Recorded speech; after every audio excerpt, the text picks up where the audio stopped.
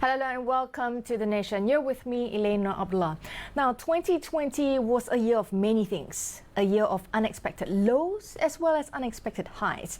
It tested humanity as a species. It challenged what we thought we knew and also reaffirmed our instinct to survive. Now, COVID-19 was the catalyst. It may have been vilified for the destruction caused in its wake, but as with all things, our response determines the outcome. Ordinary heroes have emerged in this pandemic, from the unseen trash collectors to the delivery lifelines, from the factory workers pushing overtime to churn out more PPE, all the way to the policemen and health workers at the very front of the fight. We were forced to re-evaluate our priorities and what it means to be part of a community. Today we speak to one of the champions of the artisanal community, Jade Lee. She and Rosalie Lin founded the Artisans Haven. It is a virtual real estate featuring products from artisans, retailers and entrepreneurs. They even have attractions like a happiness retreat, an adventure park, a convention center, auditoriums and even a study abroad campus. Now, I want to know more.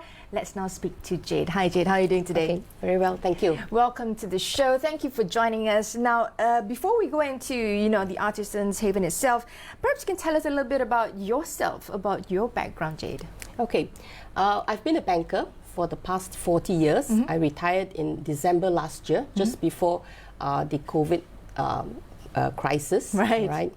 And I've done most of the banking. I was in retail bank, so I've done most of the products. And my last job was at a large local bank, and I was running the retail banking there. And how is it that you fell into this business? I mean, after retiring, I guess plans of holidaying were suddenly crushed because of COVID-19, and you were looking for an alternative form to entertain yourself. Tell us, how did that begin? Okay, actually, after I retired at the end of February, some old friends got together and they wanted to get online, right? They felt that it's time to learn a little bit about digital marketing, and I was available and I know what to do. So I said, okay, let's try it. So we got together and we had a little workshop. And Facebook was very kind. Facebook actually joined us, gave us some tips, and they said that as individual little small businesses, it's a little bit difficult to get attention. So there was a suggestion that we pool our resources together. And on the 17th of March, we had the first MCO, right? Well, that didn't stop us. So we went on Zoom, we went on WhatsApp, we did calls. And by May, we were able to register a company, and we started with about 30 odd people who were interested. Right. But when we went live 1st of October, we had already got 60 people. Wow. And today we have 102, and we're expecting to end at about 200 odd so-called tenants that have pooled together to promote their products online. That sounds like exponential growth. You start from 30, went to 60, went to 100, and then you're looking at a 200. But how did it really begin? Why this business? I mean, there are a lot of things to occupy your time with, and when you get together with friends, it's not necessarily embarking on a digital business at that. True. So after I retired, I started blogging, and it was meant to be casual blog, talk a little bit about what I'm doing, etc. down there. But the interest was actually in what people were doing. So I met Kitan Raw, I met all these people, and they told me their little stories, and I wrote. And during the time from December until now, I actually chalked up about 240 stories. Wow. Right? And you've been busy. because everybody kept telling me stories, and it was really, really interesting ones. Right. So I put that together. There's almost about 50,000 overviews of these little stories. And so I thought, if I like the product so much, can I introduce it to more people? And another friend of mine that retired together with me, we are both the same age from the old school, and she was a journalist in one of the local newspaper, a senior editor, right? And so she started writing stories as well. So the two of us sort of, kept talking about artisans, and we made an effort to try and help them sell the products. Right. Put nice photographs, do little videos, and the stories are important because the stories are what sells the artisan products. And you're doing this at no profit and no charges, pro bono. But why, essentially? It's not difficult. It's just a little bit of computer work. Right. It's just a little bit of writing. Right. But that little bit of work can help people. All right. And I'm just the catalyst. But people like Maybank, for example, DG, the Star, Beli Local, Plus Miles, right? They come in and say, okay, they would actually put shop artisan in their websites, right? So that Maybank customers and DG customers can actually enjoy the artisan products. Right. And they like it because what we do is we pool together a lot of people rather than one by one. Right. And we or what we call curate a collection. Right. And that becomes interesting. Right. All right. So we get a lot of referrals from these websites. Yeah. And I think that helps. So artisans are coming back to us and say, oh, people know about me a bit more, and my products are getting sold. There's a lot of inquiries, so that's good. Now, I think it really brings home the idea of community, how it's important for us to be able to reach out, link, because these are very hard times. These are very challenging times, not just for those who have lost their jobs, but those who have businesses are struggling. I mean, everybody keeps saying that, 2020 is over, but it is just the beginning. It's just the beginning. A lot of people are apprehensive, but sort of like hopeful that 2021 is going to bring better news, but it needs work. Yep. It really needs some kind of, like you said, pooling of resources for us to be able to achieve that. Now, we will take a short breather right now, Jade, but when we come back, we want to take a look at all these amazing little things that you have in front of us. Stay tuned. We will be right back with that and more.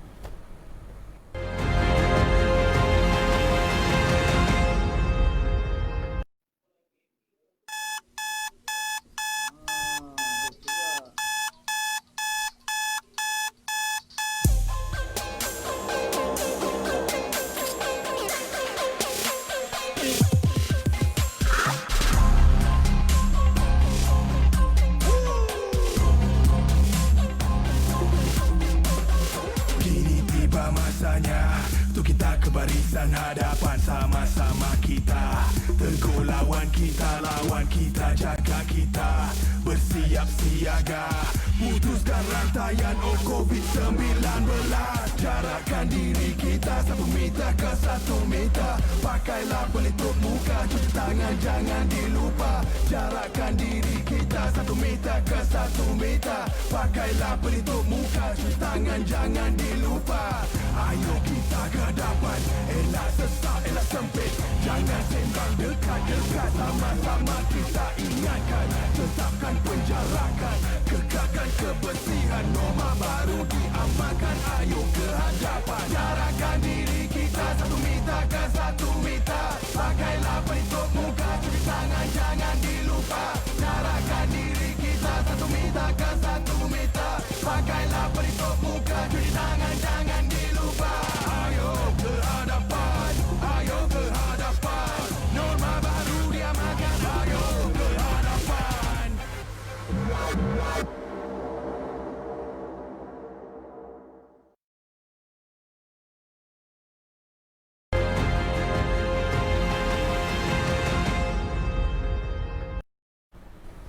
Hello and welcome back on The Nation. You're still with me, Elena Abdullah, and in the studio I'm speaking to Jade Lee. She's the co-founder of the Artisans Haven. Jade, we spoke a little bit earlier about why you embarked on this after retiring. I mean, a lot of people retire and then I just want to chill, I don't want to do more work. You actually got yourself into more work. How is that retirement, Jade? Well, it's very interesting, and it's really a pleasure and my honor to meet the artisans, right? And for them, as you rightly pointed out, CMCO, the crisis has affected them. So many have actually no income during the first round of MCO, because they weren't ready for the digital economy. Yeah, yeah. Right. And a lot of people are still not ready for that. And let's talk about all these products that this community has put together. I really think that these are just amazing products, and it's so amazing that it's produced right here on our shores. We don't have to, go elsewhere. So perhaps you can introduce a few of these products. This is... Okay, this is done by Khitan Raw, all right? It's in English it's called abundance, but in Chinese it says abundance in Chinese. And Khitan is... he's autistic. Right. He's a young man at his LCE in those days. He wasn't able to get through, but his parents and they found that he had an artistic talent, and he paints a little bit from memory. He looks at something and his impression, and then he basically reproduces it. So here he follows the Chinese fish, right. 8 koi fish, right? To bring you more luck. To bring you more luck, right? This is beautiful. Okay. This is Khitan Raw, and he is available on the digital mall. Yes. And you can actually purchase. It's an e-commerce site you can purchase. And how does that work? All right. So we don't have an e-commerce. It depends on the tenant or the merchant. Yeah. He basically does it through WhatsApp. So and he paints for you. So if you want 6 fishes, he can do it for you. Right, so, instead of 8. Right. So you connect with him, and then he has something ready. He will send it to you. So you arrange it through WhatsApp. There's another fish there. Fish is a popular subject for this painting. So what is this? It's Chinese New Year. Yes, it is. So this is koi. Yeah. This is done on wood. Very nice wood. All right. It's got a very rustic feel to it. It's done by Bernama, that's in the link. Yeah. The link is part of the Perlis plantation, and they are very focused on promoting art. So Bernama has a studio and a outlet over there, and he does it on zinc and on wood. Right, it's different materials, both wood and zinc as well. All right, so that was Bernama. So if you want some artistic decorations for your household, it's even perfect for a little gift, isn't it? Yes. It's small and it's thoughtful and it's meaningful as well. Now we move on to some of these little trinkets and bags. I love it. What is this, Jade? So this is another lady called Angeline Teo, and basically she did this for Chinese New Year. And it's if you want to give a really big ang pao, you can. It's an ang pao. It's massive. It looks like a purse. Right. Okay. Or maybe jewelry or something special for the daughter-in-law, or something like that. So these are handmade, embroidered. Everything that the artisans do are handmade or in their little house, and it's all sewn. Right. So it's not a big factory, right. It's not mass produced. It's not mass produced. So you get one of a kind. Correct. So when you talk to people, there's always a history or a story to what you're using, because there's a story behind this lady. Right. So that's a giant ang pao. Chinese New Year is coming. If you have a really big gift for someone, it'll come lovely in this little package. Now, there's this beautiful little small pouch. Perhaps you can tell us a little bit more about that. This pouch is done by single moms. It's done by a community Excel services. So they help single moms, and they sew this little bag, right? Simple. And the embroidery is done by mentally different people, right? So they're not able to do other stuff. So essentially they embroider, and they put that together. It's 18 ringgit, all right? But people actually buy it to support Community Excel. But it's pretty handy. It is. I mean, if you want to pack a little bit of stuff, it's nice to be able to categorize it and to be able to, compartmentalize I'll stuff. give it to people. Yes, as well. Now look at this beautiful bag. Tell me about this bag here. Well, this lady was a HR. She was in HR, and then she wanted to move out from corporate world, and she wanted to express herself creatively. And so the fabric is bought. This is cotton silk. She's batik, and she's all sorts of fabric, right? But they actually sew it, all right, and they fabricate it, so that's nice. You can carry it, and it's a story to handbag. it. And it comes with a matching mask. Right? How perfect! Right? So it's very interesting. Yes. They can do mother-daughter. Yes. Right. Mother-daughter. That whole thing.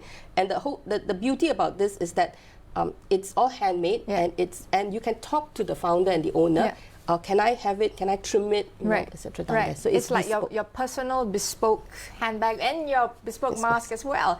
Now, last but not least, is a hand sanitizer here. There's a giant bottle here. Yeah. So this gentleman, you me, it stands for you and me. Right. Right. It's you me.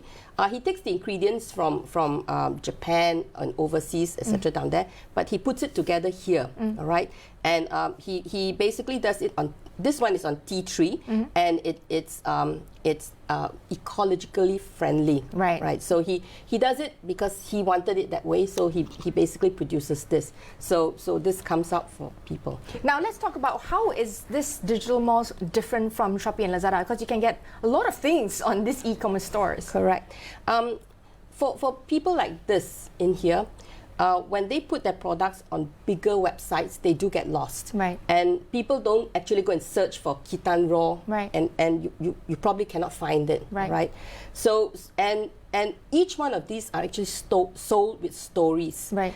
Because you won't buy this until you know, oh, this is made by a single mom. Right. Oh, that is who the artist is. Right. And this is an autistic artist. Yeah. Right. So it's different because we focus on the story, we focus on the founders, and we share that. Right.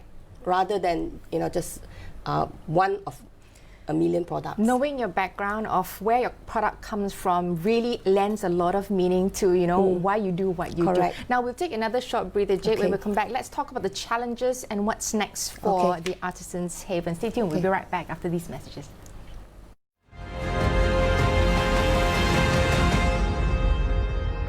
Sudahkah anda membudayakan normal baru dalam urusan seharian? Ikuti contoh Adam mengadaptasi normal baru di tempat kerja. Dia menggunakan aplikasi MySejahtera untuk menilai status kesihatannya dan mendaftar masuk ke lokasi.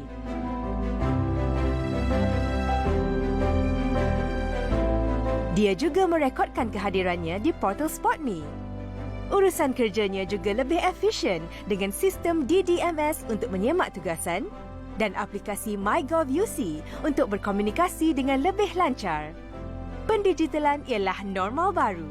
Kita guna, kita sokong, kita mampu.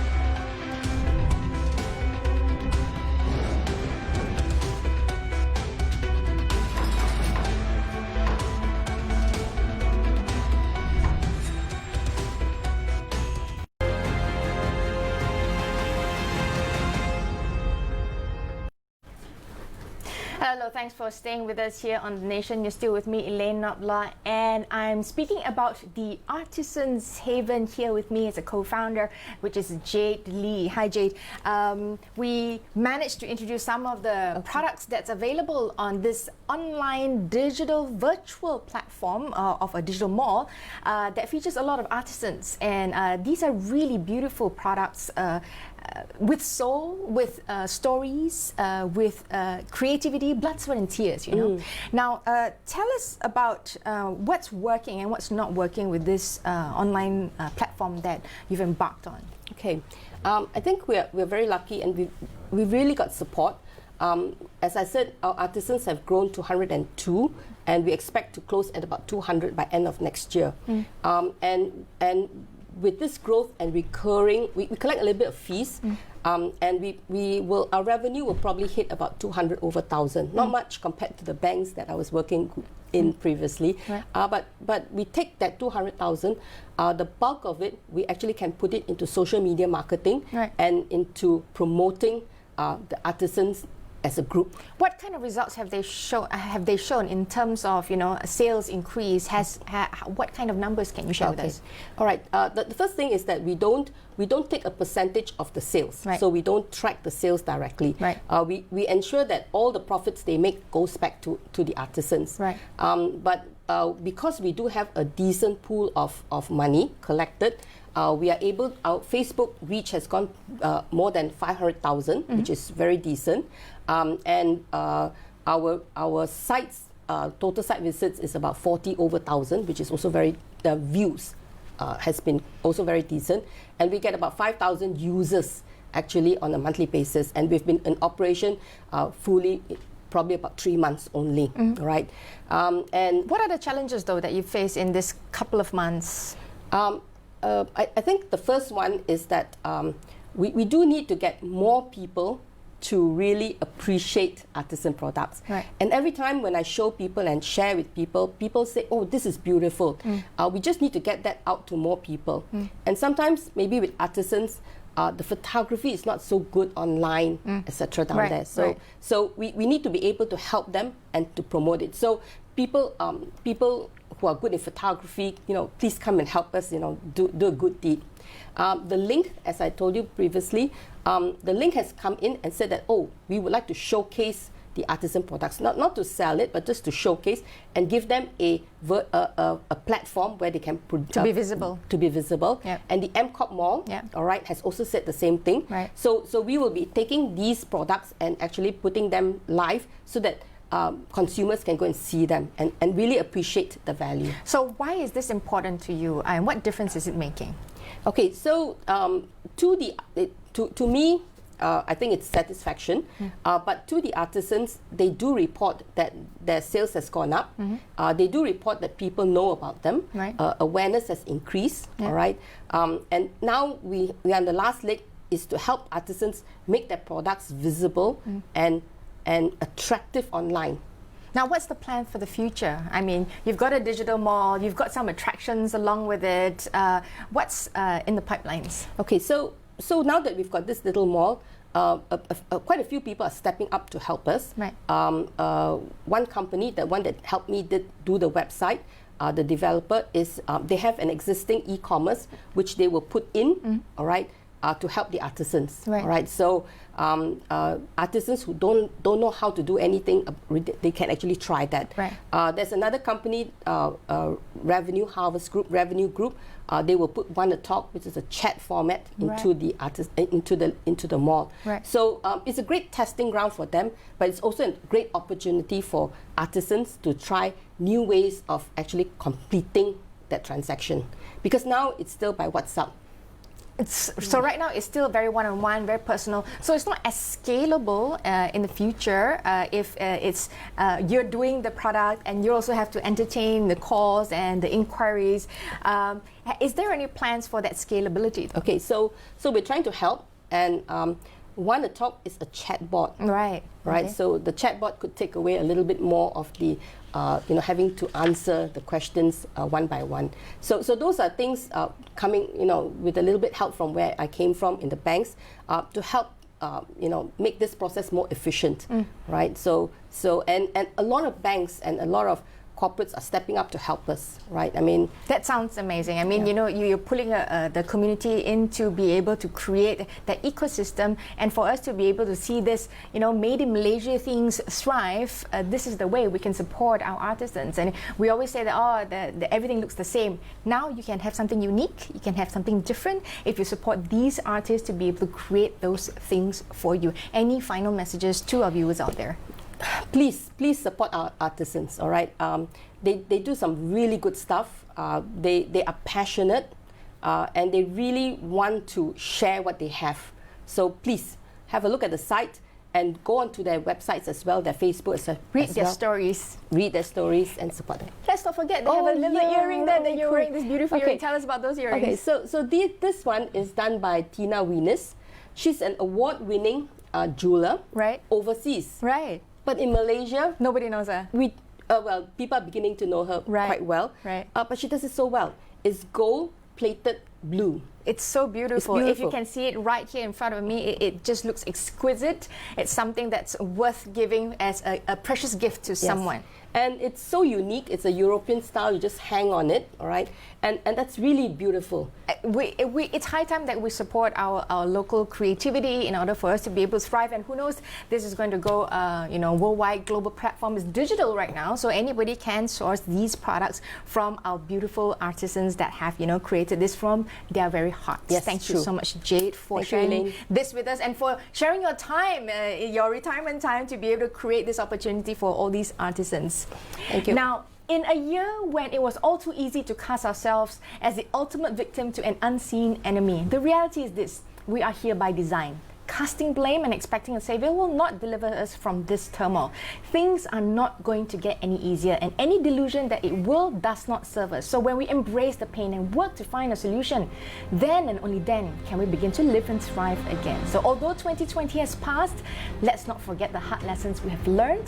Let's commit to being honest and real, to function with respect and integrity, to not wait to be told, but to stand up for a foundation that will stand the test of time. I'm Elaine Noblar, signing off. Goodbye 2020. Hello 2021. Bye for now.